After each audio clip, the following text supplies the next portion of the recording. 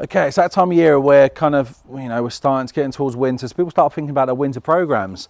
One little thing I want you to think about for this winter, or for your golf at the moment, is if you are someone who likes to practice, have you ever worked out which clubs you actually use during a round of golf? What I mean, which clubs? How many times you hit driver? How many times you hit your 7-iron? How many times you hit 9-iron? How many times you have a 20-yard pitch, 60-yard pitch? Have you ever recorded the information and then gone and practiced on even your mechanics or your training or your match, trying to make it harder in these areas? So are you spending your time hitting the shots you need to work on? How many times you go in the rough? How many times the ball below your feet, above your feet, downhill, uphill? All this taken into consideration. I know a lot of you are restricted, you can only go on a range mat and that's what you've got, but guess what? How do you vary it? How do you get more out of it? It's something I'm going to go over the next few months.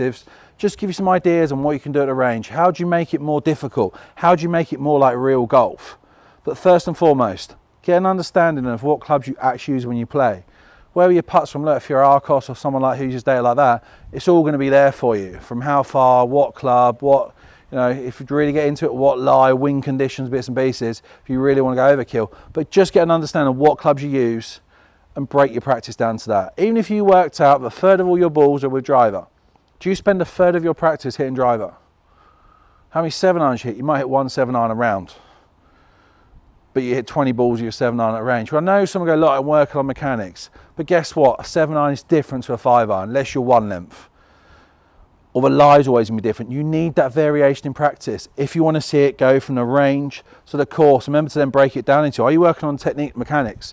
Are you working on training, putting the repetitions in? Or are you trying to make it harder than real and create some pressure environments? And there are different stages of how you're going to practice and how that all works.